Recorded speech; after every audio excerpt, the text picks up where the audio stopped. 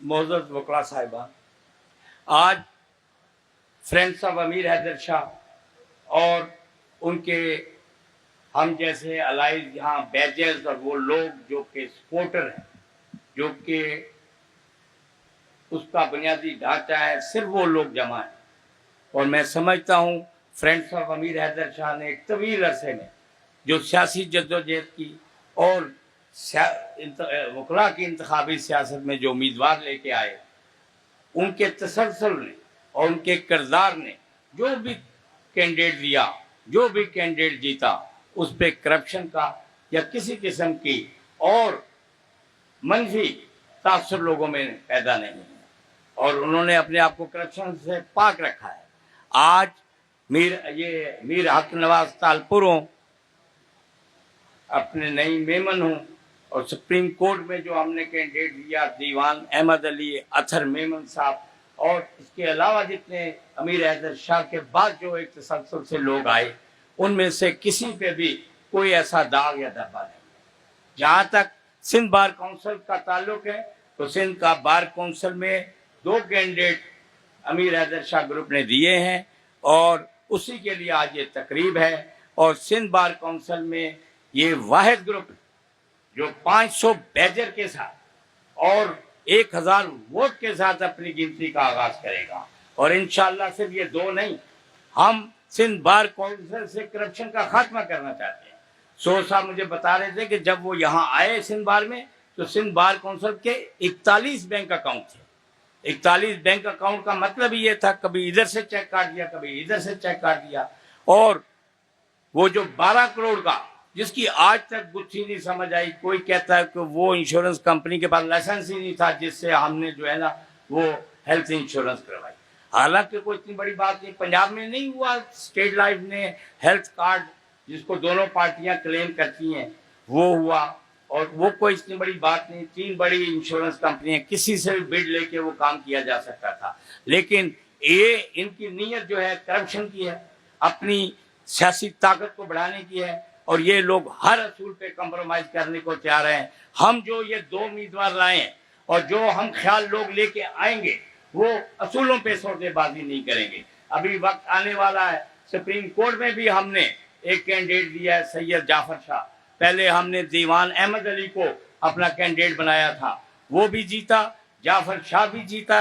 ये supreme court अब बार काउंसिलों के इलेक्शनों के बाद इन्होंने 27वीं तरमीम का प्रोग्राम बनाया हुआ है। 26वीं तरमीम के जो सम्राट हैं, जिससे जुडिशरी जो है वो बिल्कुल जो है कंट्रोल्ड हो गई है, कॉन्स्टिट्यूशनल बेंच बन गई है, और जजेस के इंतखाब का जो तरीक़ेकार पोलिटिकलाइज हो गया है। पहले एक जुडिशल मार्शल था, उससे निकाल के इन सियासतदानों के हवाले जजों की तकरीरी कर दी गई है। सिंध में पहली दफा 12 ऐसे जज हुए हैं जो जज मटीरियल ही नहीं है। पंजाब में पहले वो एक टर्म है, मैं यहाँ कहना नहीं चाहता, एसपीज की टर्म है कि एसपीज जो हैं वो जज बनते हैं, यहाँ भी बनना शुरू हुए हैं। ये सर्विस प्रोवाइडर होना, एक एसपी होना जो है वो एक इस बात की अलामत है कि वो आदमी जज बनेगा। जज के लिए जो ये कहते थे कि नीचे केस चले जाएंगे, 5 जज फारिग हो जाएंगे, फिर हम अपीलें चलाएंगे, पटिशनें चलाएंगे, ये चलाएंगे। आज आप 11 बजे कॉरिडोर मेन बिल्डिंग में घूमे, अदालतें उस वक्त अपना केस सारा भुगता के जा चुकी होती। हमने इस चीज को रोकना है, जुडिशरी को उसी तरह आजाद रखना है। बेशक उसके कुछ जब जुडिशरी बेलगाम हो जाती है तो उसके बाद ऐसा एक जुडिशल मार्शल भी हमने देखा, लेकिन ये जो सूरत हाल है ये नाकाबिल कबूल है। 26वीं तरमीम के बाद 27वीं तरमीम, जिसमें वो 12 सूबे और वकला के ऊपर कर्ज है, क्योंकि देखें लेबर यूनियंस यहाँ नहीं है, खत्म कर दी गई, स्टूडेंट यूनियंस खत्म हो गई। दुनिया में इनकलाब वो मजदूर या तालिबे इल्म या यंगस्टर लेके आता है, यहाँ एक ही ताकत बची है और वो वकला की ताकत है। उसको भी 27वीं तरमीम में बार काउंसिल एक्ट में कि उनके लाइसेंस कैंसिल कर दिए जाएंगे, उनको वकालत नहीं कर दी जाएगी, उनको कंट्रोल किया जाएगा। और 12 सूबों की बात, और ये जो मिलिट्री ट्रायल जो सिविलियंस का हुआ, फिर उसके अलावा जो कैनाल्स के मंसूबे बनाए गए, कॉर्पोरेट फार्मिंग हो रही है। और नई बात जो 90 दिन का अमेंडमेंट आया कि 90 दिन बगैर एक आदमी को रिमांड दिए हुए 90 दिन जो है वो तहवील में रखा जा सकेगा किसी को भी टेररिस्ट करार देके। तो ये तो आर्टिकल 10 सब आर्टिकल 2 وہ یہ کہتا ہے کہ 24 گھنٹے کے اندر مجسٹریٹ کو جو ہے سامنے پیش کرنا ہے. ایسے قوانین بن رہے ہیں, لوگوں کو خوفزدہ کیا جا رہا ہے کہ آج تک وہ جو ترمیم ہے وہ بھی ابھی تک چیلنج نہیں ہوئی, حالانکہ سراسر غیر آئینی تحریر ہے کہ 90 دن ایک آدمی کو ریمانڈ میں رکھیں گے, پھر مجسٹریٹ کے پاس پیش کر پھر 90 دن اس کو ریمانڈ میں رکھیں گے, اور یہ فیصلہ ایک پولیس والا کرے گا کہ یہ دہشت گرد ہے, اس کو ریمانڈ دینا. صوبوں کی بات سن لیں, جو بھی 27ویں ترمیم میں ہوگا, میں پڑھا لکھا تو آدمی نہیں, لیکن مجھے یہ بات پتا ہے کہ میں بچپن سے لے کے آج تک پڑھے لکھے لوگوں میں بیٹھا. یہاں شہریار مرزا صاحب بیٹھے, انہیں معلوم ہے, میر علی احمد خان تالپور صاحب, چودھری الطاف حسین اور میرے سینئر بیرسٹر کمال اسد, ایسے کئی لوگ. ان میں اٹھنے بیٹھنے سے یہ جو لوگ ایک کہانی کرتے ہیں نا کہ صوبے بنا دیں گے 12, بات سمجھیں, پاکستان میں صوبے نہیں بن سکتے, کیونکہ افغانستان میں 65 ضلعی صوبے ہوں گے, انڈیا میں بن سکتے ہیں. اب پاکستان صوبوں نے اور ریاستوں نے مل کے بنایا ہے, پرنسلی اسٹیٹ اور صوبوں نے مل کے ایک ملک بنایا ہے, پاکستان نے صوبے نہیں بنائے, لہذا مزید صوبے نہیں بن سکتے. یہ 4 صوبوں کی اکائیاں ہیں. یہ مثال میں آپ کو بتاؤں, یہ ذرا بات تھوڑی سی پڑھی لکھی ہے, آج میری بات سن لیں. امریکہ میں 17 اسٹیٹ سے 52 اسٹیٹ ہوئی, آج تک کوئی اسٹیٹ تقسیم نہیں ہوئی کہ 52 اسٹیٹوں کو تقسیم کر کے 200 اسٹیٹ بنا دی گئے, کیونکہ اسٹیٹس نے مل کے یونائٹڈ اسٹیٹس آف امریکہ کو جنم دیا. 17 سے آج 52 تعداد ہو گئی. اسی طرح پاکستان 4 صوبوں نے مل کے اور پرنسلی اسٹیٹ نے مل کے ایک ریاست کو, اس ریاست کو وجود میں لایا ہے. لہذا اب اس کے حصے نہیں ہو سکتے. پنجاب کا حصہ پہلے ہو چکا تھا, بنگال کا حصہ پہلے ہو چکا تھا. پاکستان جو ہے وہ پرنسلی اسٹیٹس نے اور 4 صوبوں نے مل کے بنایا. حالانکہ اس میں بھی تھوڑی سی تکنیکی غلطی ہے کہ سندھ میں تو اسمبلی سے ووٹ لیے گئے, لیکن NWFP میں اسمبلی سے ووٹ نہیں لیے گئے, وہاں ریفرینڈم کرایا گیا, کیونکہ وہاں ڈاکٹر خان صاحب کی حکومت تھی, وہ پاکستان کے حق میں ووٹ نہ دیتے. وہ جو بھی ہے, کس نے بنایا, کیوں بنایا, یہ گیریزن اسٹیٹ انگریز کیا چاہ رہا تھا, لیکن اب ایک ملک بن گیا. وہ GM سید شاہین نے جب وہ سالگرہ پہ کہا نا اپنی کہ پاکستان توڑ دو کی قرارداد, تو لوگوں نے ہاتھ اٹھائے. تو میر علی احمد خان تالپور وزیر دفاع تھے, انہوں نے ہاتھ نہیں اٹھایا, انہوں نے خط لکھا کہ یہ میر صاحب بڑی باتیں کرتے تھے 47 سے پہلے کہ یہ ملک نہیں بن سکتا اور یہ اس میں اسلام نہیں آ سکتا اور یہ غلط ہوگا, آج آپ نے ہاتھ نہیں اٹھایا.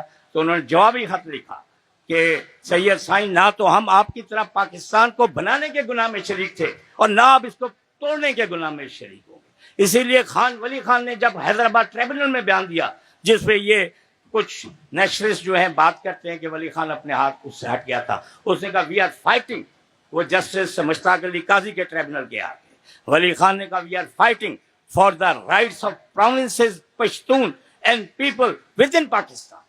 آپ پاکستان ایک حقیقت بن گیا, اس کو کوئی توڑنا بھی نہیں چاہتا, نہ اس کے توڑنے سے کوئی مسئلہ حل ہوگا, لیکن اس پاکستان کے اندر صوبوں کو اور چھوٹے طبقات کو حقوق دینے ہوں گے, چھوٹے صوبوں کو احساس محرومی سے نکالنا ہوگا. 27ویں ترمیم میں یہ 18ویں ترمیم کو اور اوریجنل آئین کو جو ڈیریل کرنا چاہتے ہیں, صوبوں کو جو حقوق کتاب میں مل چکے ہیں صرف کتابوں کی حد تک, اس کو بھی ختم کرنا چاہتے ہیں. اس لیے وکلا کو بار کونسلوں میں ایسے لیڈر لانے ہیں جو بک نہ سکیں, جن کی قیمت ایک ججی یا ایک ایڈیشنل اٹارنی جنرل کا عہدہ نہ ہو.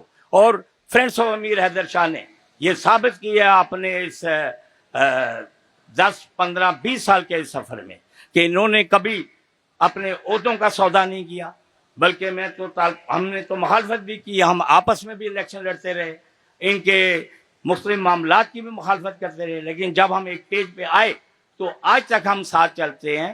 اور میں تالپور صاحب سے یہ کہتا ہوں کہ تالپور صاحب آپ نے ہمارے لیڈروں کو ایکسپوز کیا. جب ایک کنٹریکٹر نے جنرل سیکرٹری بننے پہ 10 لاکھ روپے نقد لا کے دیے کہ یہ ہماری روایت ہے اور ہم دیتے ہیں, تو تالپور صاحب نے کہا یہ کیا, اور اس کی رسید کاٹ دو KBA کی. اس کا مطلب ہے کہ جن لیڈروں کو ہم جنرل سیکرٹری اور صدر بناتے رہے, انہوں نے تو 10 لاکھ کی رسید نہیں کاٹی تھی. اس کا مطلب ہے میں نے کہا آپ نے دیانتداری تو دکھائی, لیکن باقیوں کے پردے آپ اٹھا گئے. ہمارا جو جان محمد نائک چاہیے گراس روٹ لیول کا ایک سیاسی ورکر ہے, اور میں اور علی یہ جو میر صاحب ہیں یہ بھی جنرل سیکرٹری بھی رہے, اور انہوں نے ایک سیاسی گھرانے کے آدمی ہیں. انہوں نے اپنی بعض چیزوں کو اپنی آنکھوں سے دیکھا ہوا ہے. لیکن آج میں بتا دوں मुझे अभी दोस्त कह रहे थे कि जान मोहम्मद नाइक जो है ये ग्रॉस रूट लेवल का सियासी वर्कर है। जान मोहम्मद नाइक जो है वो जो 16 मेंबरान हमारे मुंतखब होंगे उनमें जान मोहम्मद नाइक जो है जिस तरह वो पब्लिक में या ग्रास रूट है वो सबसे ज्यादा वोट लेके जीतेगा। आज मैं आपको ये बात बता रहा हूं। और हमारे ये ना सिर्फ 2 उम्मीदवार जीतेंगे, हम अपने हम ख्यालों को भी लाएंगे और उन लोगों को जो कि सौदेबाजी करने और पॉलिटिकल इन्वेस्टर बन के आना चाहते हैं उनका रास्ता भी रोकेंगे। और हमारी एक ताकत है और इस ताकत से ये लोग घबराए हुए हैं। इन्हें पता है कि ये फ्रेंड्स ऑफ अमीर हैदर शाह और इसके अलाइज जो हैं वो असूलों पे खड़े होते हैं और 26वीं तरमीम पे और कॉरपोरेट फार्मिंग पे, कैनाल्स पे, ये फौजियों अदालतों में ट्रायल के लिए हम इन बातों को जो है ना तस्लीम करेंगे। और 2 रस्ते बन चुके हैं। वो लोग हैं जो 26वीं तरमीम के हामी हैं, एक वो हैं जो 26वीं तरमीम के मुखालिफ हैं। और वोट जो है वो इसी बुनियाद पे होगा।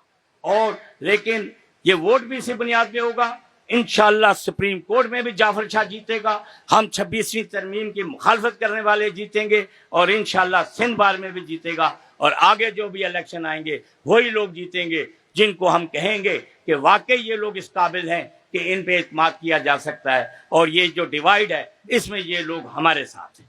इन्हीं अल्फाज के साथ मैं शुक्रिया अदा करना चाहता हूँ। और ये जो आज तालपुर साहब ने ये फंक्शन रखा और आज ही के दिन इनकी सालगिरह, ये बिल्कुल लॉर्ड माउंटबेटन की तरह उसने भी 15 अगस्त की जो तारीख रखी थी वो इसलिए रखी थी कि 15 अगस्त को डॉक्यूमेंट ऑफ सरेंडर उसने रंगून में साइन करवाया था जापानी जर्नैल से, जब वो बर्मा में पूरी अलाइज का कमांडर था। लिहाजा 15 अगस्त की तारीख जो है उसके पीछे ये तारीखी पस मंजर था कि माउंटबेटन जो है उस दिन को सेलिब्रेट करना चाहता था। तो लेकिन कुछ भी है, वो नाइक साहब ने ये कहा है, नाइक साहब ने, कि वो उनकी सालगिरह, लेकिन मेरी भी शादी की सालगिरह ये बराबर मनाई जाएगी। Thank you.